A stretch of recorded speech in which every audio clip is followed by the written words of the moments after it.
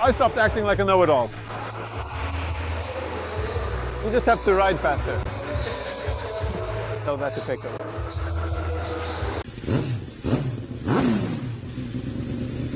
Hi, it's me, Andre. This is the first video ever that I'm filming while riding motorcycles on a racetrack. Standing on a racetrack. It's shocking because it's not too loud. The first electric pit bike park in Poland, right in the heart of the city near Warsaw, Żarów Małowiecki. Gazuu Racing Park, we're here before the official opening. The first event is on November 8th. I was supposed to film this with Piotrek, but he keeps riding and can't stop. A few questions for the creators, and soon we'll tell you our impressions. Hi. Can you introduce yourselves to me one by one? Hello, Bartosz Krygiel. Marcin Bożyński. Kowalski, Łukasz, we are very pleased. I am very pleased that there are such normal people, otherwise you are just amateurs riding motorcycles. You race pit bikes and non-pit bikes. So the first idea was, let's rent a hall, pour some asphalt, and make a track. I think the father of this success is right here. The main originator of the idea. What were you even thinking, man? I thought it would be cool, quiet, a good average. Nicely made motorcycles that really give you a ton of fun. We had already tested this earlier on big tracks. At first there was a lack of such a place on the map here in Warsaw at all, because Warsaw is pretty poor when it comes to karting tracks for pit bikes and just for motorcycles. And this is a place only for motorcycles. There won't be any karting, just motorcycles. So why didn't I ride an indoor pit bike track? Because for me, it was too loud and my head just hurt from the exhaust fume. Did you have the same experience? That's exactly why we had this idea. Of course, this was our dream, something that's been in our minds for several years. It was always there, but this year we finally managed to make it happen. That's why I think this project is great, because as you said, above all, it's quiet and peaceful here.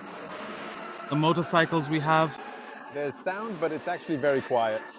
You've already ridden electric motorcycles, so you'll definitely be able to say more about that, but you can really feel the torque, the power. Everything is just as it should be. Sometimes there's even too much power. Exactly, but we also just want to share this passion with other motorcyclists, and we believe that this kind of facility, the first of its kind in Poland, will prove itself for motorcycles. We don't want to combine this with go-karts because we see that more and more people are riding motorcycles, both kids and adults, and we want to give them a place where they can train and develop their skills. Also from a safety perspective, because let's be honest, more and more people are looking for places where they can practice in safe conditions so that later they can feel more confident on the road. We've been emphasizing this all along, but now it's great that you can do it all year round because we're indoors and there's lighting. But what surprised me the most were the motorcycles, because I was convinced that you would use some ready-made models that are available. But when I arrived, there was a whole row of modified MRFs and YCF. Tell me a bit more about that. when it comes to the motorcycles, that was the idea of Marcin and Maciej from our team at Timo. Shout out to Maciej as well, who really lent a hand here, especially when it came to the electric side of things. Because these are YCF and MRF frames, and your concept for the engine and battery, right? Exactly. The engines, batteries and controllers are all built separately, so we can program different maps for both amateurs and professionals, meaning that anyone, regardless of their skill level, will be able to have fun with it. Additionally, we will soon be equipping ourselves with facilities for the youngest riders, meaning those small MRF bikes which are ready to go.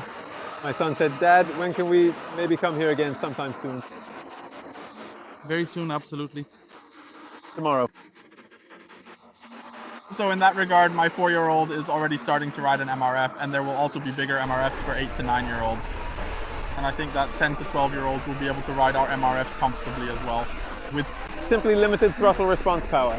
If the coach decides someone deserves more, they'll get a better map where they can go a bit wild. Exactly. And I guess our dream is for Mini GP to actually happen, right? Mini GP. Listen, here Mini GP means a small racer, so people know what it is.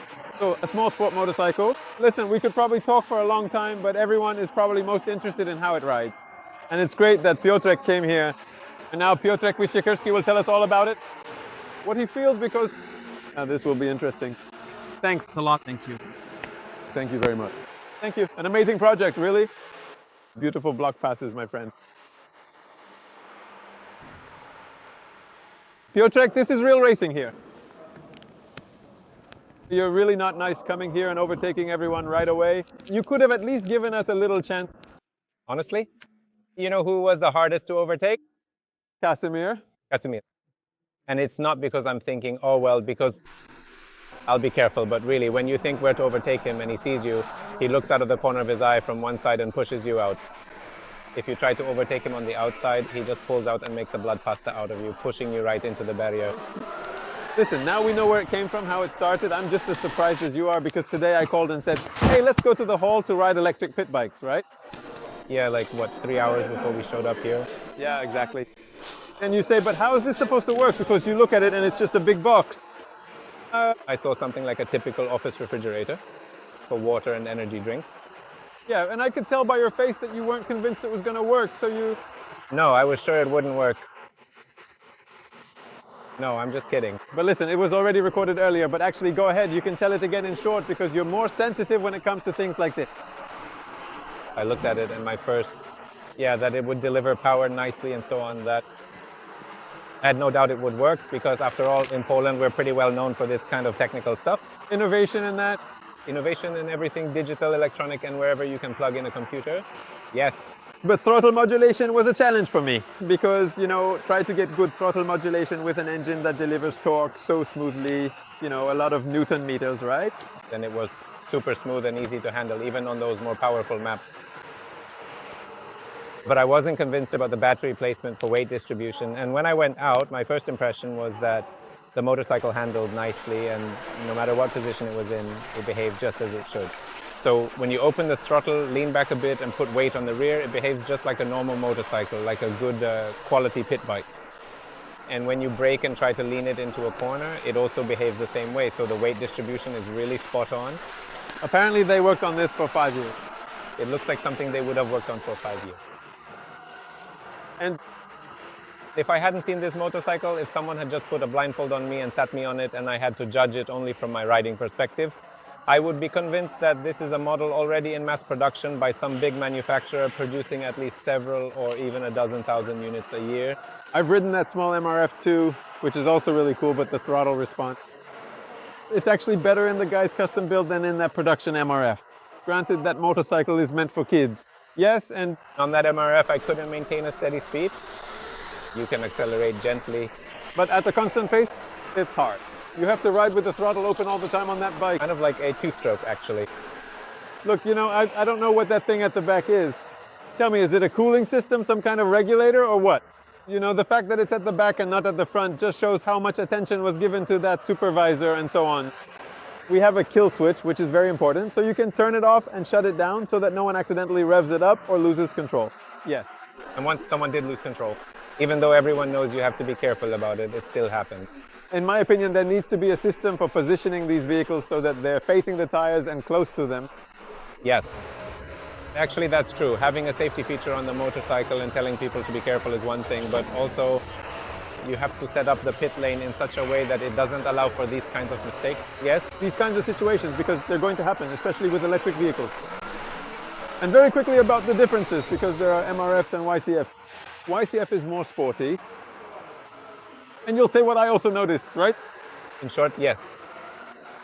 YCF is for someone who is not just more experienced, but really experienced and rides pit bikes very fast. The MRF frame is for everyone else. For me, it was easier right away on the MRF. It works in such a way that you can push it and really feel it out. If you lean it gently, it will behave just fine. Of course, it won't go crazy, because if you only have a 10-degree lean, it's not going to turn. But its behavior is predictable and under control. If you lean it a bit more, it's the same. Everything is predictable and under control. And you'll reach a certain limit where you're almost scraping the foot pegs on the ground and you think, okay, here's where the grip limit appears. Okay. It didn't handle that grip limit quite as well. Oh, bam! Oh. That's exactly how it handles it.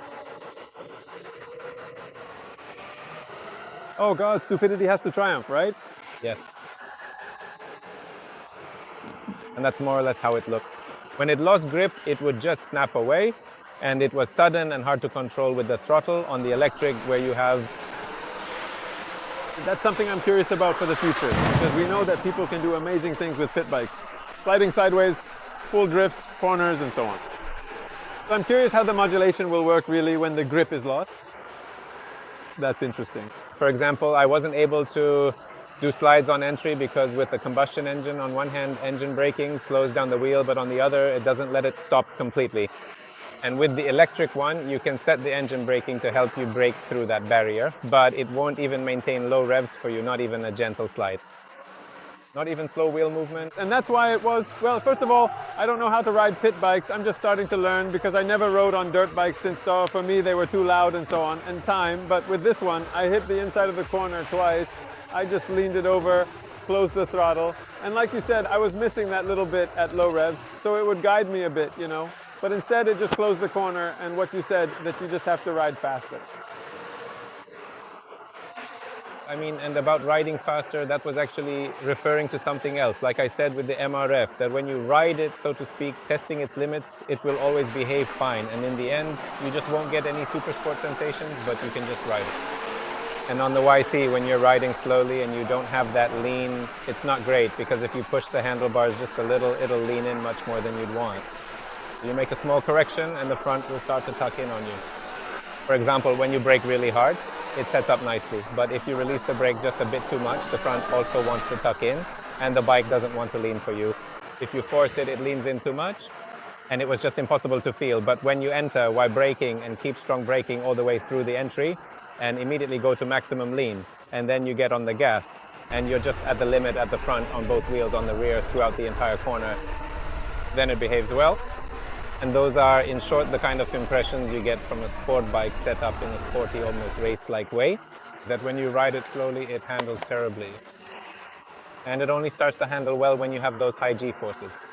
So that's how the YCF behaves, which is why I would only go for it if I really feel like, not just that I'm good at riding pit bikes, but that I'm really pushing it. Yes, exactly. At first glance, it's a shock, right? On the first try, everything just works, because there wasn't a single moment while I was riding here that I thought, okay, it's kind of cool, but not really. No, you just ride and it's instantly fun. And the only things we can really complain about are those that are outside of the guy's control, meaning the brake system and the suspension in the MRF. Yeah, the brake. The suspension is good enough for me, for my level. I didn't like it because when it slipped, it would bounce. So for you, it's the YC. For me, but yeah, the brake is really dull, but that's just a simple fix and it'll be fine. Yeah, a really simple one. So that's something that after watching a tutorial on YouTube, someone could have enough knowledge to handle it in their garage. Exactly. So are we going to keep coming here or what? Yeah, it only took me 15 minutes to get here. Me, 19. but you came by van and I came in the Audi. Walski by van. I'm glad. Listen, on Facebook and Instagram, Gazoo Racing Park. But besides that, Track Day Trainer will be organizing the first track day here on November 8th. And you'll just have to check the fan pages and later the Gazoo Racing Park website to see what events will be held here.